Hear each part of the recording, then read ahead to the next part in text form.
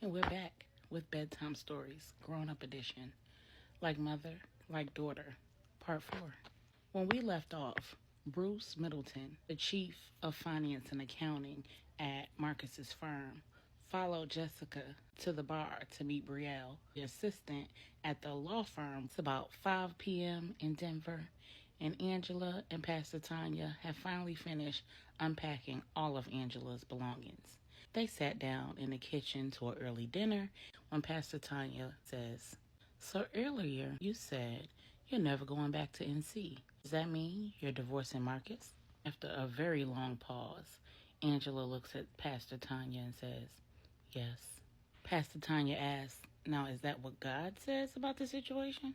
Angela says, "Well, in the Bible, it says that adultery is grounds for divorce." Pastor Tanya says, "No, dear. Moses allowed the Israelites to divorce in cases of adultery, but God never said that divorce was an approved activity for married people." Angela says, "So are you telling me that I should stay with my husband despite the fact that he's having an affair with my sister and they have a whole child?" Pastor Tanya says, "No, friend, I'm not telling you to do anything. I'm simply suggesting that you need to consult with God before you make a decision like that. I'm also strongly suggesting that you should spend this time apart getting closer to God and allowing Him to heal the wounds and to reveal to you who He intends for you to be and the purpose for all of this chaos in your life." With tears running down her face, Angela says, "But I don't even know where to start." Pastor Tanya holds her in her arms and lets her cry a river and says, "Sis, that's why I'm here." Meanwhile, it's 8 p.m. in North Carolina because they're 3 hours ahead of Colorado. Marcus is sitting inside his car outside of Jessica's house waiting for her to come home. After his lengthy discussion with his mother, he's got a bone to pick with Miss Jessica. Jessica arrives home and she's shocked to see Marcus there because he never shows up unannounced. She asks him what he's doing there and he rushes her into her own home. Once inside, he immediately confronts her. "So, how long did you know that my wife was your sister?" Jessica says, "What? What on earth are you talking about? My sister?" Marcus says, "Don't play stupid with me. I know that my wife is your sister, and so do you." Jessica says, "Marcus, I have no idea what you're talking about. Is this some crazy story that your wife told you to try to get us to stop seeing each other?" Marcus says, "How do you know that my wife knows about us?" Jessica says, "I don't. I'm just assuming that if she did a disappearing act on you, that she must have found out." Marcus says, "Yeah, she found out, and you are her sister." Jessica says, "Marcus, that's absurd. There's no way in the world that she..." "Wait a minute. I moved here from Georgia. Isn't your wife from North Carolina?" Marcus says, "No, she's from Georgia. She just grew up here in North Carolina." Jessica says, "My father's name is Angel." Marcus says, "So is hers." Jessica pretends to be so shocked and appalled. She slumps down in the couch and she says, This can't be real. You can't be serious, Marcus." Marcus says, "Are you really telling me that you had no idea that you and my wife were sisters?" Jessica says, "We need to find her. Have you talked to her?" Marcus says, "No, I can't reach her or anybody else who might know where she is. I thought that my mother knew where she was, and when I went to talk to my mother, all my mother did was confirm that you and my wife are sisters and that my wife found out about the affair, and that's why she left. She took all her stuff. She vacated our house. I have no idea where she is. I've been looking for her all day long." Inside, Jessica is jumping for joy. The witch is gone. The witch is gone. But on the outside, she is shaking and afraid and embarrassed and ashamed and concerned. And she says, "I just don't understand how this could possibly happen. I literally moved to North Carolina to get away from my mother and father's terrible life choices. And somehow I end up in this situation. I thought we were in love. I thought we were going to be together. You told me that you were unhappy. Your wife couldn't have any children. Y'all were growing further and further apart. And you wanted to be with me." Marcus says, "That's not exactly how this all happened. Yeah, I told you that you were a breath of fresh air and that you were a good way to decompress. You were a great escape from all of the troubles in my life and the difficulties with the infertility. But I never meant for all of this to happen, Jessica. I would have never had a baby outside of my marriage. I would have never did any of these things. All of this, it just happened, Jessica said. So now you regret Melissa and I? Is that what you're saying? Marcus says, no, no, I'll never ever regret my daughter. I love her.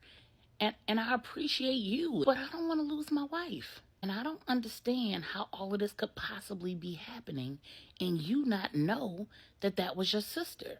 My mother believes that you targeted me to get back at my wife for something. Jessica says, isn't it more likely that your mother just wants you to stay in your marriage and she'll say anything to get you to break up with me? Marcus says, my mother's not that type of woman. She would never do that. There has to be a reason why she's telling me this. Jessica says, well, obviously, I didn't know that she was your wife. Are you forgetting that she and I have seen each other a number of times at firm events and she didn't recognize me? So why is it impossible that I didn't recognize her? Marcus thinks about it and realizes that Angela never even suggested that Jessica looked familiar, let alone that she knew her. Marcus says, there's got to be something that I'm missing. Jessica says, well, clearly I missed something too because I didn't realize that that was my sister. I don't understand why that's so hard to believe. Why on earth would I intentionally get involved with my sister's husband? How would I even know who my sister's husband is? I literally started working at a job. I met the people who worked there. You and I started a friendship. And then Marcus starts replaying in his mind how the affair with Jessica began. Marcus and Jessica had seen one another around the office. They'd had conversation. They'd been in meetings with one another, but they really didn't know very much about each other at all. They had had very little one-on-one individual contact. They knew each other by name and face. About 3 months after Jessica started working there, she had to go to the Denver plant to tour the operations side of the business. At the same time, a major accounting software was being rolled out across all of the firm's locations, and Marcus had to go out to the Denver location to ensure that the rollout was completed successfully. While there, they ran into one another. Jessica suggested a lunch meeting so that she could pick Marcus's brain about a number of things. They went to lunch, struck up a cordial association, and when they returned back to North Carolina, they were cool. At least once a week, Marcus would run into Jessica somewhere at the gym, at the grocery store, at the mall. They would make small talk and be friendly, and he thought nothing of it. One day, Marcus bumps head with his supervisor, Bruce Middleton, and Jessica stands up for him, intercedes on his behalf, and is able to get Marcus's decisions pushed through. Jessica tells Marcus that he owes her a lunch. They go to lunch and start sharing personal details. Marcus, in his excitement, blurts out to Jessica that his wife Angela's pregnant for the third or fourth time. Marcus' biggest mistake? He never mentioned any of this to his wife. Marcus thought he found a confidant, a friend who he could share things with, and that he could keep the two worlds separate. When Angela had yet another miscarriage, Marcus turned to Jessica. Jessica reassured him and told him that one day he would be a father and was just an overall good friend. But then the night of the holiday party came, and Angela couldn't come. Towards the end of the night, Jessica walked over to Marcus, carrying a glass, and handed him the drink. Marcus doesn't recall having any more drinks than that one, but a few hours later, he wakes up in a hotel room with Jessica on top of him.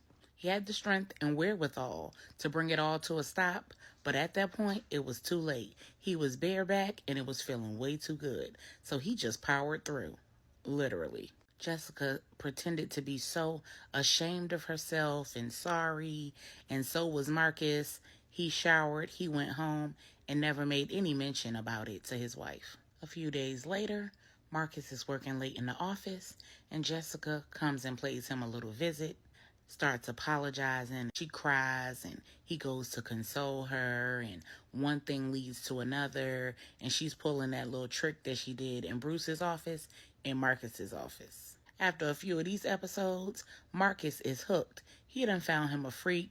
She wide open, and she turning him out. His wife is recovering from a miscarriage, so he can't get none from her for about a good 6 weeks. And as bad as he feels, and as wrong as he knows that it is, he just can't seem to help himself. Almost every night for a month straight, Marcus has to work late.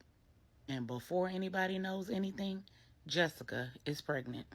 Marcus agrees to continue with the affair as long as Jessica promises to A, keep the baby, and B, not expose their affair. Jessica agrees to keep the baby and not expose their affair if Marcus promises that he'll leave his wife. In desperation, Marcus agrees to the terms. Marcus snaps back to the moment and says, "You trapped me. I'm going to be there for my daughter, but this affair is over." Jessica says, "So I give you what you want and you leave me because your wife left you? She's gone, Marcus. So why should I lose everything that I've invested because you've now gotten a conscience all of a sudden?" Marcus says, "Because you're my wife's sister." Jessica says, "The heart wants what the heart wants. I had no idea that you were married to my sister, no more than you had any idea that I was your wife's sister. The jury's still out on that. So you'd rather be alone and have neither one of us than to at least have the woman who clearly still wants you? I still want you, Marcus, and we've got a lot on the line." Marcus says, "What do you mean?" Jessica says, "I'm pregnant."